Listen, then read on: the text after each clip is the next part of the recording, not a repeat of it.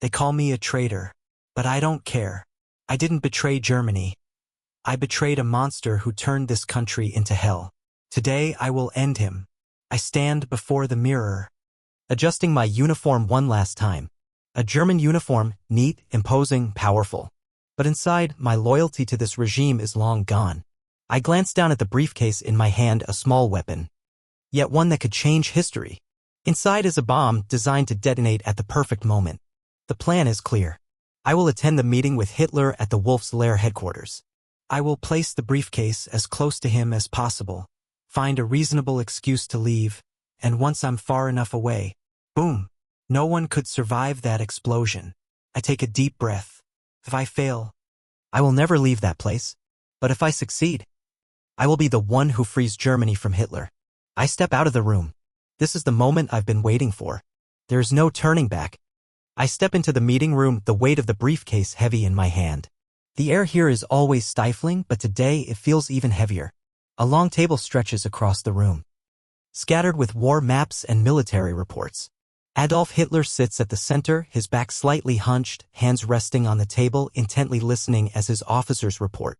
I keep my composure and walk toward the table.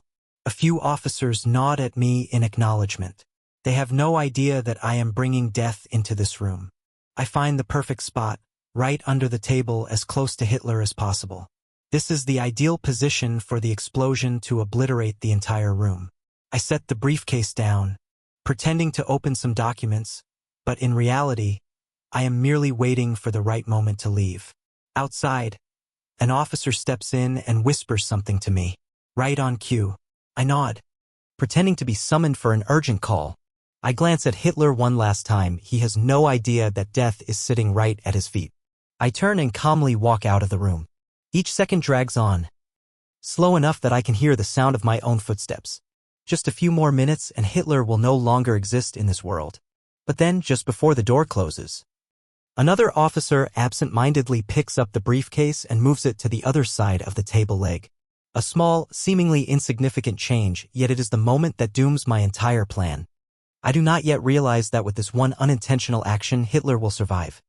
I walk out of the meeting room, my heart pounding in my chest. I have done everything according to plan. Now all that's left is to wait for the explosion. My pace quickens as I make my way out of the main building. I pass through the long corridor, the midday sunlight streaming through the windows, but I no longer notice it. There is only one thought in my mind. I need to get as far away from here as possible. I approach the car waiting outside. Another officer looks at me, puzzled as to why I left the meeting early. But I simply nod and step into the vehicle. The door closes. I check my watch. Just a few more seconds. Then boom. A deafening explosion rips through the air. I feel the ground tremble beneath me. Smoke and dust rise from the main building, the place I had just walked out of moments ago. I hold my breath. It's done. I close my eyes, forcing myself to suppress a smile. It's over. Hitler is dead. This war might finally come to an end. But then, a soldier comes running. His face is pale, filled not with confirmation of Hitler's death, but with something far worse. Hitler is still alive. My eyes snap open. No, that's impossible. I grip the seat, my pulse racing. You're joking, right? I ask, but the soldier only shakes his head, his face ashen. Hitler is not dead. He has only suffered minor injuries. A few scratches, some burns on his uniform, but he is alive. I cannot believe what I'm hearing. I place the bomb right next to him. How could he have survived? Then, realization dawns on me. The briefcase had been moved. It was no longer right beneath him when it detonated. An officer had unknowingly pushed it to the other side of the table leg, and the thick wooden table had absorbed most of the blast. The world around me collapses. I had the chance to kill him, and I failed. And now I know he will not spare me. I don't have time to think. I have to run. I leap into the car and order the driver. Drive to Berlin. Now. He nods without a word. I try to stay calm, but my mind is a whirlwind of chaos. Hitler survived. That means everything has failed. The plan wasn't just to kill him. We were supposed to take control of Berlin immediately. If Hitler died, the military would descend into chaos, and my group could launch the coup. But now, Hitler is alive. which means he will strike back. As soon as I arrive in Berlin, I rush to the military headquarters, where my allies are waiting. They have already heard the news. Some are pale with fear while others still cling to hope. We have to keep going, someone shouts. Send the orders. Mobilize the troops. Take control of the key locations. But I know we have no chance left. An hour later, Hitler's radio broadcast airs. His familiar voice echoes through the room. I am still alive. The traitors will be destroyed. Nothing more needs to be said. We all understand. A cold sweat runs down my spine. We have lost. And the Gestapo is coming. Footsteps echo in the hallway outside. I grip my pistol, but before I can do anything, the door bursts open. Gestapo soldiers flood the room, their guns aimed directly at us. Drop your weapons. You are under arrest for treason. There is no way out. Slowly, I lower my gun and raise my hands. I have failed. And I know I don't have much time left. They tie me up and drag me out of the room like an animal. I don't resist.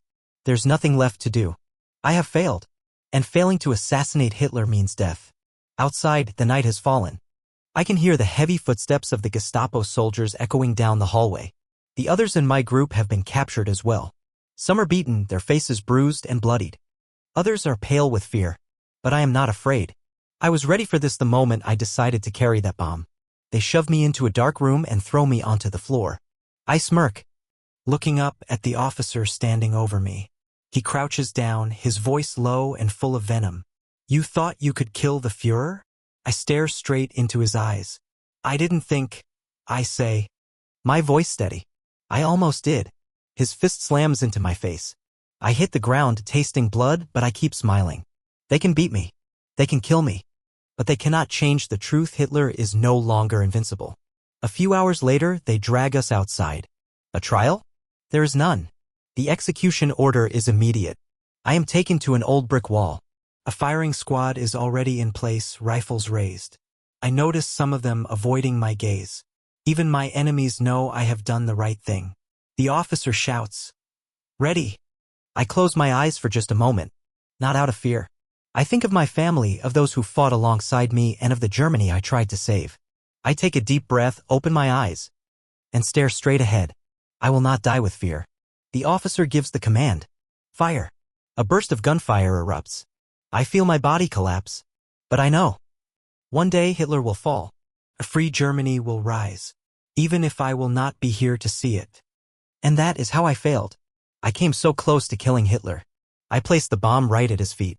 But because of one unintentional action, everything fell apart. Hitler survived. I was executed. And the war continued. But wait, can you guess who I am? Light bulb hint asterisk, I was a German military officer. I attempted to assassinate Hitler on July 20th, 1944.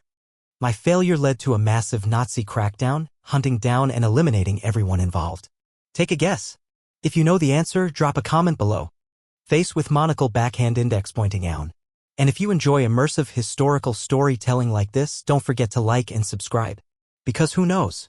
Next time, you might be the one standing at a moment that could change history. Rocket.